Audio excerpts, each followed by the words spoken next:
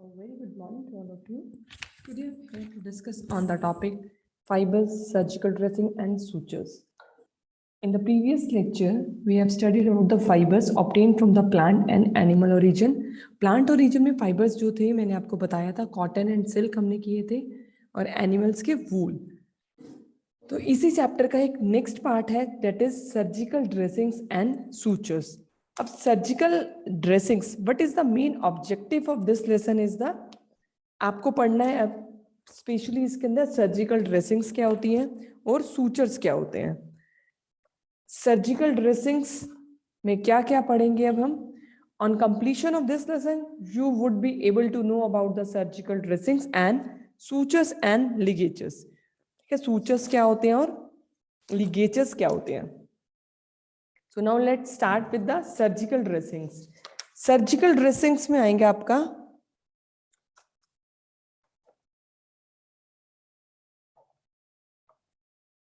कहाँ से मिलती हैं ये. प्लांट से, एनिमल से, ठीक है, मिनरल, सिंथेटिक्स या अदर फाइबर से जो सर्जरीज ड्यूरिंग सर्जरीज यूज होती हैं दैट इज सर्जिकल ड्रेसिंग्स. ठीक है, तो अब हम वन बाय वन इनके डिटेल्स पढ़ेंगे. Plant, animal, mineral, synthetic and other fibres.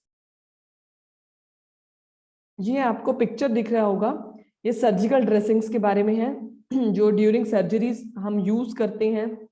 Bandages दिए हैं इसमें, सर्जिकल सूचर्स हैं और लिगेचर्स हैं. अब आप सोच रहे होंगे सूचर्स और लिगेचर्स होता क्या है, वो भी हम अभी डिस्कस करने वाले हैं. Surgical dressings these are the materials which used alone or in combination to cover the wound. जो भी कोई भी आपको चोट लग जाती है आप वहां पर बैंडेज लगवाते हो जिसको आप पट्टी बोलते हो कि वो अगर बैंडेज हम चाहे क्रैब बैंडेज यूज कर रहे हैं चाहे सिंपल बैंडेज यूज कर रहे हैं तो जो कुछ भी मटेरियल उसके अंदर या अकेला या इन कॉम्बिनेशन में यूज हो रहा है वो आपके वूंड को, जो आपको चोट लगी है, जख्म हुआ है, उसको कवर करने के लिए वो सर्जिकल ड्रेसिंग्स के अंडर आता है.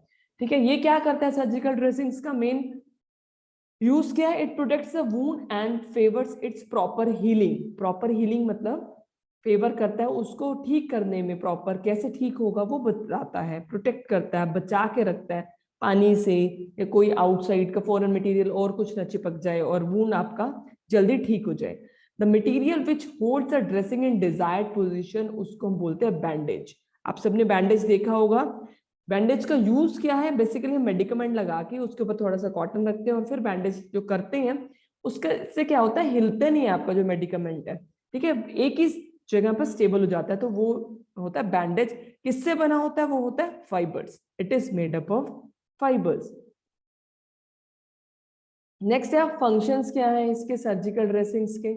इट रिड्यूस और प्रिवेंट द इंफेक्शन. या बैंडेज देख सकते हो, ठीक है, ये अलग अलग टाइप की बैंडेजेस दे रखी है. रिड्यूस करती है, प्रिवेंट करती है इन्फेक्शन को, मैकेनिकल सपोर्ट देती है टिश्यूज को क्योंकि मेडिकमेंट आपका वहीं पे लगा रहेगा. प्रोटेक्शन टू हीलिंग वोन, जो प्रोटेक्शन करती है, बचा के रखती है.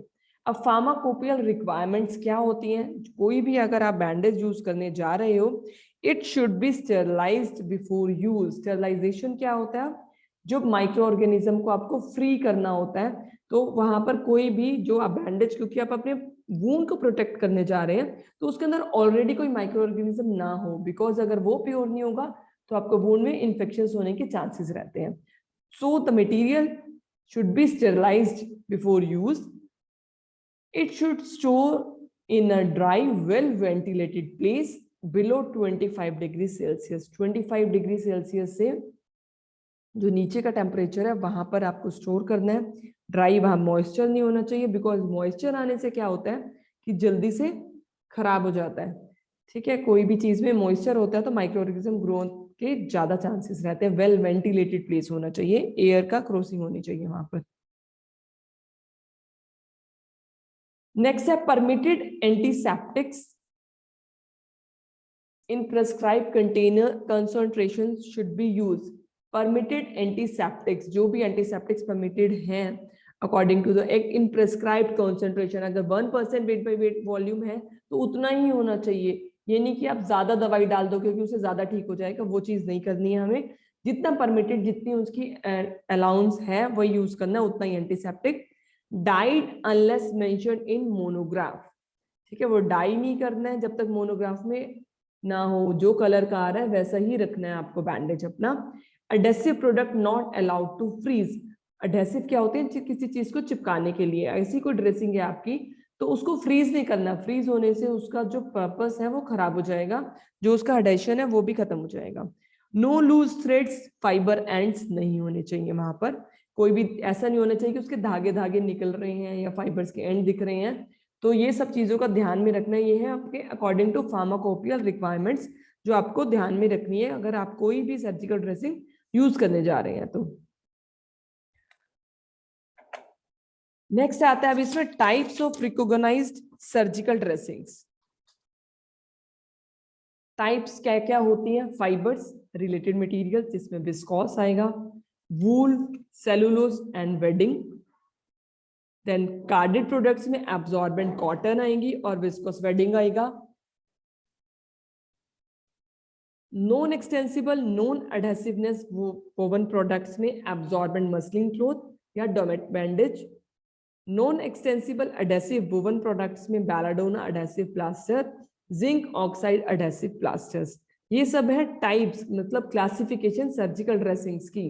फर्स्ट वन इज फाइबर से रिलेटेड प्रोडक्ट्स जितने भी होते हैं जिसमें सेलुलोज, वूल, ये सब आता है।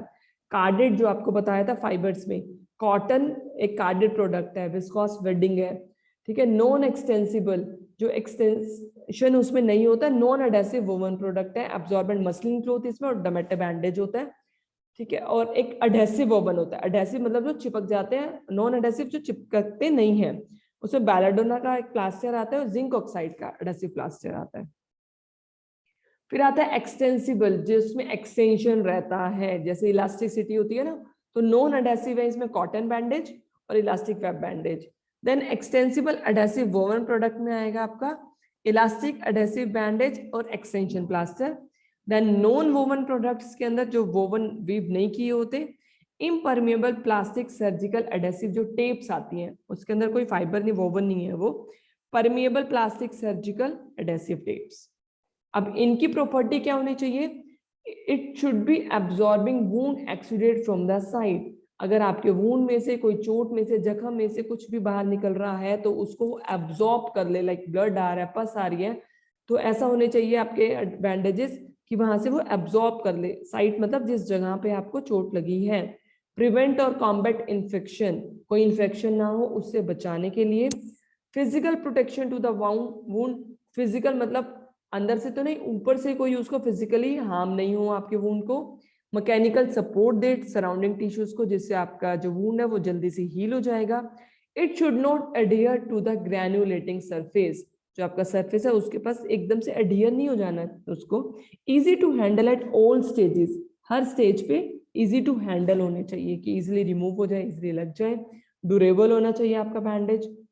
Again free from loose threads, उसके धागे धागे नहीं दिखने चाहिए, उसके ऐसे एंड्स लूज नहीं होने चाहिए फाइबर्स के, और इजिली स्टेरलाइज होना चाहिए, ऐसा आपका मटेरियल होना चाहिए।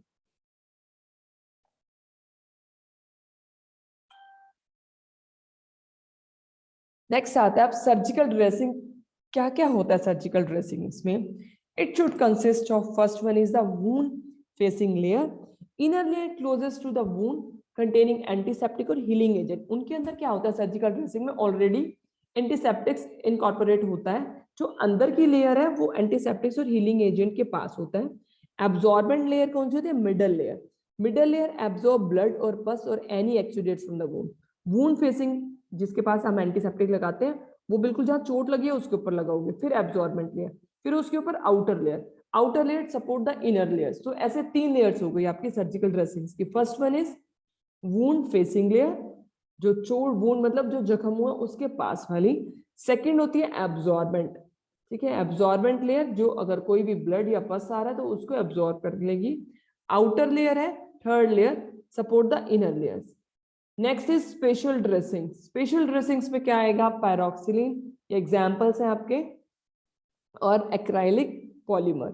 एब्जॉर्बल हेमोस्टेट्स क्या हैं जो ब्लड को रोकेंगे, human fibrin form, absorbable gelatin sponge, oxidise cellulose and calcium alginate. Next आते हैं अब हम सूचर्स एंड लिगेचर्स। अब सूचर्स और लिगेचर्स ये चीजें दोनों क्या होती हैं, इनका एक ही काम है, बट कहाँ कहाँ काम होता है वो एरिया डिफरेंट है काम करने का। ये बेसिकली क्या होते हैं, these are the sterile threads और स्ट्रिंग्स, धागे की तरह होते हैं, ये स्टेराइड रहते हैं, free from micro organism, specially prepared for the use in surgeries, जो सर्जरी में यूज करते हैं वहां पर ये काम आता है। सूचर्स यूज फॉर स्विंग और stitchings together tissues like skin, muscles, tendons by using needles. जैसे सुई और धागा होता है ना, सिमिलरली सूचर्स, जैसे हम कपड़ा सिलते हैं, ठीक है, पेन सुई और धागे से, वैसे इसमें क्या है सूचर्स में, सूचर्स क्या काम आते हैं, ये भी स्विंग सिलने के या स्टिच लगते हैं जब कहाँ पर, स्किन में, मसल्स या टेंडेंस होते हैं, नीडल की हेल्प से, वो होता है सूचर्स। लिगेचर्स क्या काम आते हैं, टाई करने के, ये भी सिलने के काम आएंगे, और कॉन्स्ट्रक्ट करने के, किसको, एरिया देखो डिफरेंट है, ब्लड वेसल्स, वेन और आर्टरीज, इसमें निडल यूज नहीं होती है। आपको ध्यान रखना है कि सूचर्स में निडल यूज होती है, और वो आपके ऊपर जो मसल्स, टेंडन, स्किन्स है, वहां पे जो स्टिचेस, टांके लगना जिसको बोलते हैं, वो थ्रेड, धागा यूज हो रहा है निडल के साथ। लेकिन लिगेचर्स क्या होती है, ब्लड वेसल्स को टाई करने के लिए, आर्टरीज और वेन्स को, इसमें निडल यूज नहीं होती है। इनके आते हैं प्रॉपर्टीज क्या होनी चाहिए सूचर्स और लिगेचर की, स्टेरिलिटी, वही है कि कोई भी चीज अपने वूंड के पास आप यूज करने जा रहे हो तो it should be sterile. Adequate mechanical strength, ये नहीं कि बीच में ही धागा टूट गया, ऐसा नहीं होना चाहिए। नॉन इरिटेंट, आपकी स्किन पे कोई इरिटेशन नहीं होनी चाहिए। फाइन गॉज, उसका एकदम साइज जो है बिल्कुल अच्छा से होना चाहिए। Time of absorption if absorbable, अगर एब्जॉर्बल आपने सुना होगा, आजकल चलते हैं कि स्टिचेस को टांका जो बोलते हैं कि निकलवाना नहीं पड़ता, वो बॉडी में एब्जॉर्ब हो जाता है, तो उसका टाइम ऑफ एब्जॉर्प्शन भी आपको पता होना चाहिए। नेक्स्ट आता है क्लासिफिकेशन। क्लासिफिकेशन में आएंगे आपके दो टाइप का है main classification, absorbable and non absorbable. अब एब्जॉर्बल सूचर्स क्या होते हैं, अभी सूचर्स मैंने आपको बताया था, निडल की हेल्प से जब हम टाई करते हैं स्किन को, टांके जो लगाते हैं, स्टिचेस लगते हैं जो, ठीक है। तो एब्जॉर्बल सूचर्स क्या है,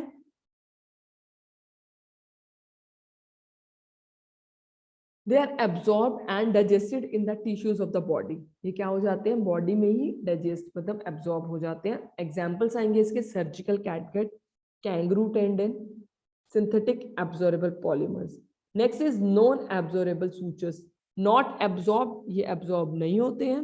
remain in the body, body में रहेंगे ये, अंदर डाइजेस्ट नहीं होंगे। To be removed after wound healing, इनको रिमूव करना पड़ता है जब आपका जो वूंड है वो ठीक हो गया है। एग्जाम्पल इसके आएंगे, silk, cotton, nylon, synthetic polyesters and stainless steels.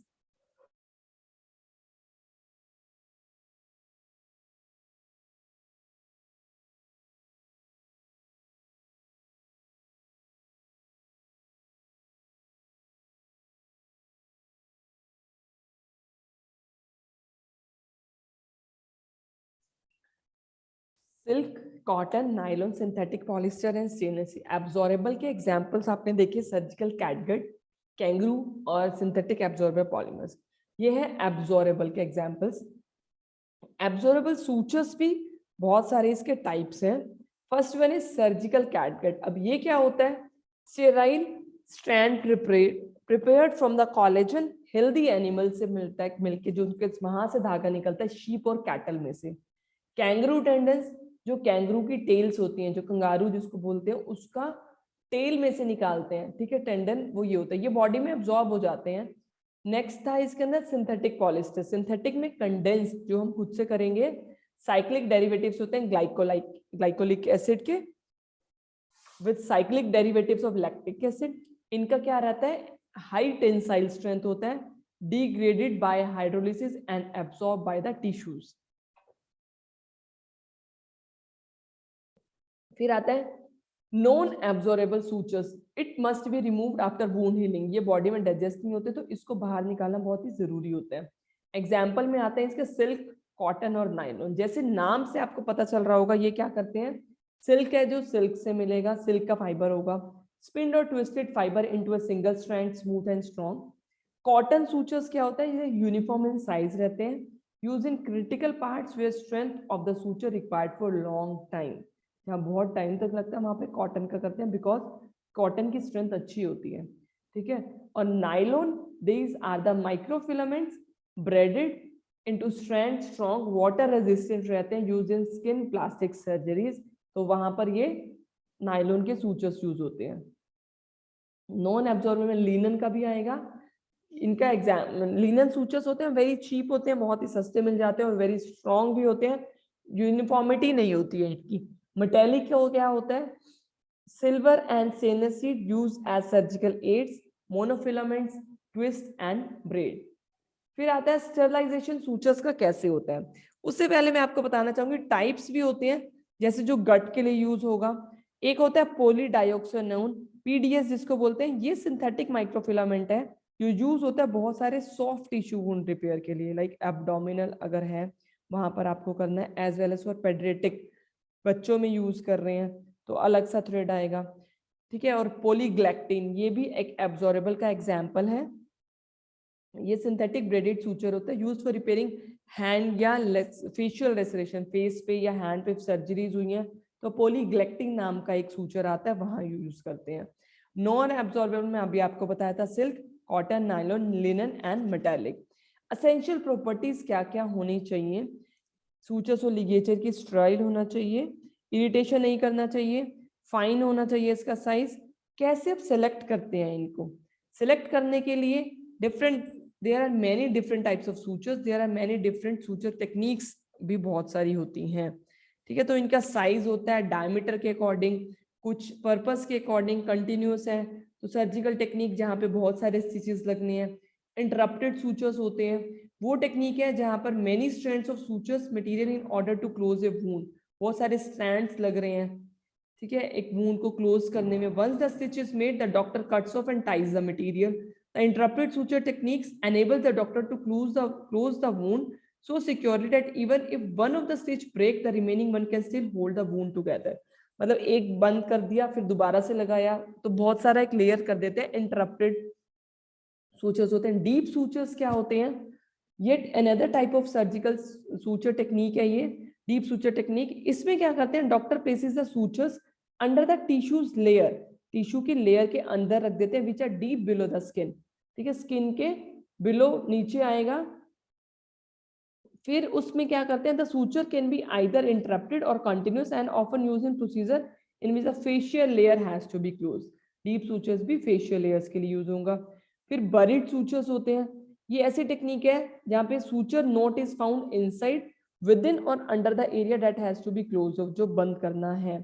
फिर पर स्ट्रिंग सूचर्स है, a type of continuous sutures है, per string is placed around the infected area। ये टाइट करते हैं, एक पैटर्न होता है, रिजेंबल है draw string attach to a bag की तरह, तो इसलिए उसको बोलते हैं पर स्ट्रिंग। फिर आता है सर्जिकल कैटगट। अब कैटगट क्या होता है, इनको कोलेजन है जो आपको बताया था स्मॉल इंटेस्टाइन से मिलता है, कैटल, शीप और गॉट की। नेक्स्ट आता है स्टरलाइजेशन हमने कैसे करनी है, बॉयलेबल या फिर नॉन बॉयलेबल मेथड। बॉयलेबल मेथड क्या होता है, इसमें क्या करते हैं, हीट करते हैं, हीटिंग इन हाई, जिनका बॉइलिंग पॉइंट होता है लिक्विड लाइक टोलुइन और जाइलिन के अंदर, इन ग्लास ट्यूब विच को स्टरलाइज इन ऑटोक्लेव के अंदर पहले, जिसमें हाई टेम्परेचर के साथ हमने ड्राई किया था। फिर करते हैं suture become stiff, need soaking in sterilize water before use. Stiff हो जाता है, एकदम हार्ड हो जाएगा और फिर उसको हम वाटर में सॉक करते हैं। नेक्स्ट है नॉन बॉयलेबल। नॉन बॉयलेबल में क्या होता है, सूचर इन फॉइल पैक और plastic packet in alcohol with little water, heating temperature होता है, इसमें बॉयल नहीं करना, एल्कोहल के साथ रखेंगे बिकॉज एल्कोहल भी एक स्टरलाइजिंग एजेंट का काम करेगा as it affects its quality. Irradiation एक मेथड होता है जिसमें क्या करते हैं, exposing the suture is finally sealed container to electron particles. इसके अंदर एक्सपोज करा जाता है सूचर्स को, एक सील्ड कंटेनर होता है, वहां पे इलेक्ट्रॉन या गामा रेज डालते हैं from cobalt 60। Sterilisation dose 2.5 mega rads, ये एक स्टरलाइजेशन की यूनिट है जिसमें रेडिएशंस की वो डाली जाती हैं जिससे कि ये स्टरलाइज होता है। बॉयलेबल एंड नॉन बॉयलेबल दो मेथड होते हैं स्टरलाइज करने के। ठीक है, और नेक्स्ट ये हो गया हमारा sutures and ligature. So in summaries in this class हमने क्या क्या पढ़ा, फर्स्ट वन एक सर्जिकल ड्रेसिंग के बारे में पढ़ा, जो प्रॉपर्टीज, टाइप्स और उसके क्या क्या फंक्शंस होने चाहिए। सिमिलरली सर्जिकल सूचर्स एंड लिगेचर्स के बारे में क्या क्या होते हैं, ये आपको डिफरेंस पता होना चाहिए। सूचर्स और लिगेचर्स दोनों बाइंड करने के काम आते हैं, बट कहाँ काम आते हैं? सूचर्स को हम नीडल्स के साथ यूज करते हैं, लिगेचर्स को नहीं करते, वो ब्लड वेसल्स के लिए स्पेशली होते हैं। ठीक है, तो स्टरलाइजेशन मेथड कौन कौन से हैं? Boilable, non boiler, types, properties and uses. So thank you for watching the video.